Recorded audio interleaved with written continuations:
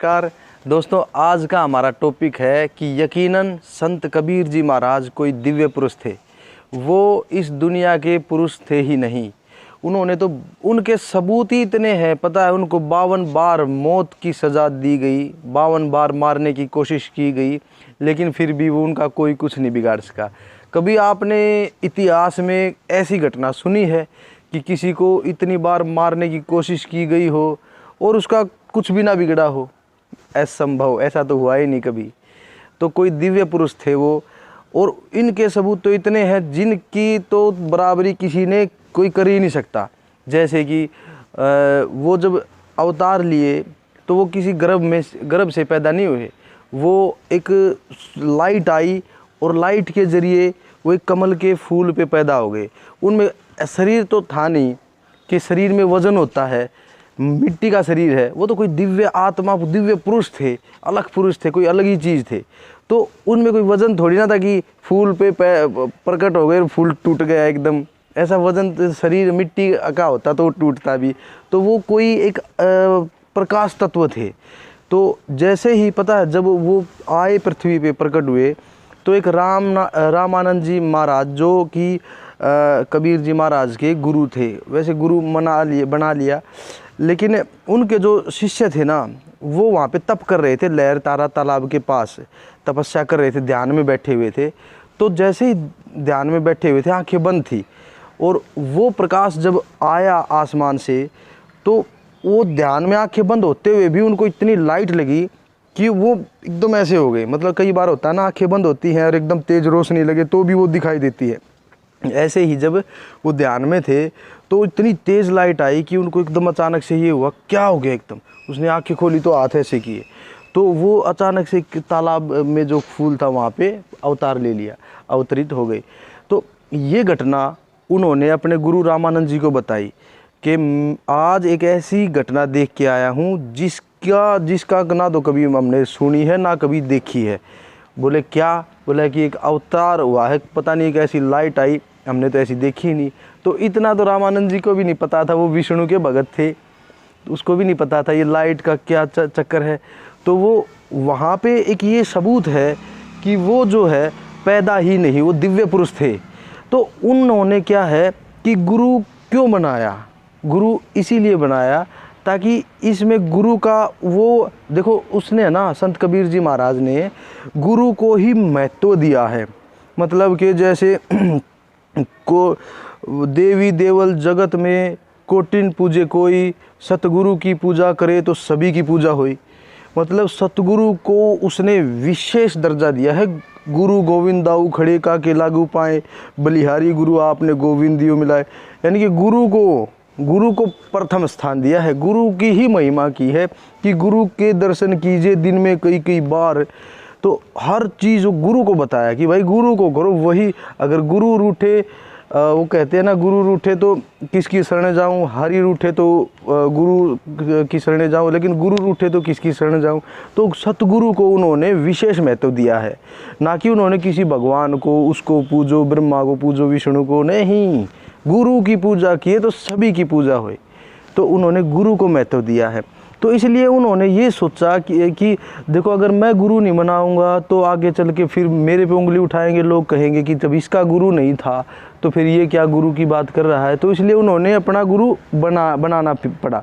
हालांकि ज़रूरत थोड़ी थी, वो तो समर्थ थे, पुरुष ही अलग पुरुष थे, और ही सत्ता थे वो तो उन्होंने इस जगत को, पूरी दुनिया को काल पुरुष का देश बताया कि ये जो दुनिया है ये काल पुरुष का देश है, इसमें यहाँ पे सबको बुरी हालत में रखा गया है। ये बात हकीकत भी है। जिसके पास शरीर है वो तो सुखी हो ही नहीं सकता।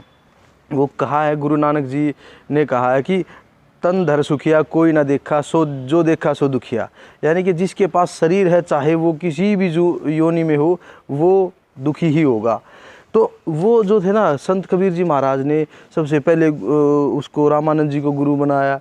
ठीक है, वो भी कैसे, वो भी एक चमत्कारी घटना है। उन्होंने एक बालक का रूप धारण कर लिया, और वो सुबह सुबह रामानंद जी स्नान करने जाते थे गंगा में, और जैसे ही वो स्नान करने जाते थे तो वो जो पैड़ी होती हैं वो उनके ऊपर लेट गई छोटे से बच्चे का रूप धारण करके, और वो जब पैड़ियों से सीधे सीधे गंगा में जा रहे थे तो उनका पैर वहाँ पे पड़ गया।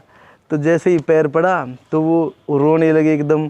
तो रोए तो उन्होंने देखा कि ये बच्चा कौन है, सुबह सुबह यहाँ पे आ गया। तो उन्होंने गोद में उठाया तो बोले रो मत, राम राम बोल, राम राम बोल। तो राम राम बोलना शुरू कर दिया उन्होंने। कि फिर वो जैसे ही झुक रहे थे उसको उठाने के लिए, उनके गले में एक माला थी जो कि वो अपने शिष्यों के गले में पहनाते थे, उनको देते थे। जो उनका शिष्य बनता था उसको वो माला देते थे। तो उसके गले में गिर गई ऑटोमेटिकली अपने आप। जैसे ही माला गिरी तो एक दिन क्या हुआ, 5-7 साल के बाद जब वो सत्संग कर रहे थे तो वो जैसे नीच जाति के होते हैं ये, जो मतलब उनको ये पहले छुआछूत बहुत थे, वो बोलते थे ये नीच जाति का है, उनको वो सत्संग में नहीं बुलाते थे रामानंद जी। तो एक दिन वो आ गए संत कबीर जी, आके और बैठ के सत्संग सुनने लगे। तो अब संत कबीर जी महाराज तो बीच में रोक दिए कि वो जो भी बता रहे थे भाई ऐसे नहीं है गुरुजी, ऐसे है। तो उन्होंने देखा ये कौन है ये बच्चा, और मेरे सत्संग को काट रहा। तो एक बोला गुरुदेव ये तो नीच है, ये तो हरिजन कुल का है, और इसने तो जो है ये आपका सत्संग कैसे सुन सकता है, आपको गुरु कैसे बना सकता है। तो वो बोला कि हाँ यार ये तो मैंने तो इसको गुरु शिष्य बनाया ही नहीं। तो बोले हाँ, संत कबीर जी बोले मैं तो आपका ही शिष्य हूँ। बोले तू मेरा शिष्य कैसे है।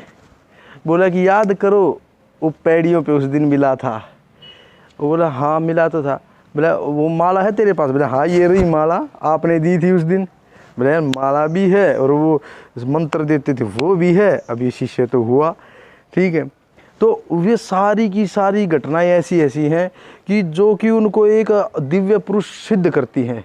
आपको पता है एक दादू दयाल साहब थे, वो संत कबीर जी महाराज के ही शिष्य थे। तो उन्होंने ना वो मतलब कि उसके 100-150 साल के बाद हुए थे दादू दयाल जी। तो वो सत्संग कर रहे थे एक बार, तो सत्संग कर रहे थे तो वो बोले किसी अपने शिष्यों को कि कोई है तुम में से जिसने संत कबीर जी को देखा हो। तो उनमें बुजुर्ग खड़ा हुआ, 120 साल के आसपास उम्र थी, वो खड़ा हुआ, बोला कि हाँ गुरुजी मैंने देखा है। बोला तूने कैसे देखा है। बोला जब मेरे दादाजी संत कबीर जी के पास जाते थे तो मैं जिद करता था चलने की, मैं भी चलूँगा मैं भी चलूँगा। तो भाई दादा है वो पोते की जिद के आगे झुक जाता है, तो ठीक है वो लेके चलते थे। तो जैसे ही बोला कि मैं गया शुरू में तो कबीर जी महाराज बैठे हुए थे और मैंने देखा कि कबीर जी महाराज के आर पार दिखाई दे रहा, यहाँ से आर पार, ठीक है, छाती से प्रलीय सिस्टम दिखाई दे रहा। तो वो बोला कि मैं भाग के गया, पीछे ही साइड गया, पीछे आया घूम के, वहाँ से देखा, वहाँ देखा तो भी आर पार दिखाई दे रहा।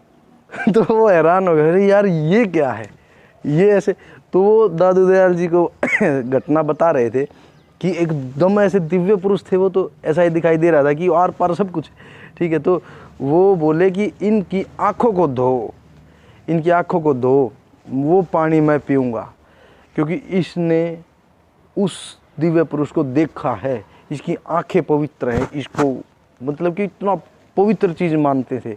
मतलब है भी ये वास्तव में पवित्रता कि वो जो, और भी ऐसे बहुत सारे उदाहरण हैं, जैसे कि उनको हाथी से कुचलवाने की कोशिश की कई बार, इतने इतने उदाहरण। एक सुई से समझा गए राजाओं को भी। कैसे कि एक राजा के घर में कुछ वो ले आए, क्या बोलते हैं उसको, गाय। तो गाय लेके आए और जो राजा बोला अरे ये कौन है मेरे घर में गाय लेके आ रहा है। बोला कि अरे ये तो धर्मशाला है। बोला धर्मशाला नहीं है, ये राजमहल है। तो बोला कि राजमहल कैसे है। बोला कि पहले तुमसे पहले कौन रहता था। बोला मेरे से पहले मेरे पापा थे, उससे पहले बोला मेरे दादा थे, बोला उससे पहले उसके परदादा थे।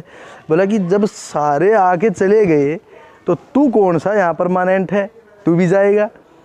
बोला कि मैं नहीं जाऊँगा। बोला तू क्या साथ लेके जाएगा घर को। बोला साथ लेके जाऊँगा।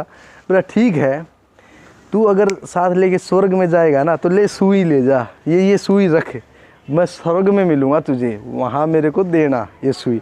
बोला ठीक है। अब वो राजा सुई को संभालता फिरता कि भाई सुई को मैं रखूँगा अपने पास और आगे उसको क्या नाम लेते हैं दूंगा वहाँ, उस फ़कीर ने बोला था।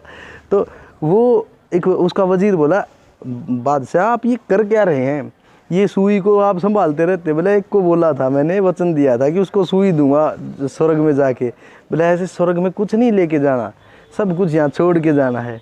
उसी बात से उसको समझ में आ गई कि भाई वाकई में कोई चीज़ वो अलग सिखा गया, यानी कि सिखाने वाला वो है, पता नहीं किस चीज़ से सिखा दे। वाह क्या चीज़ है।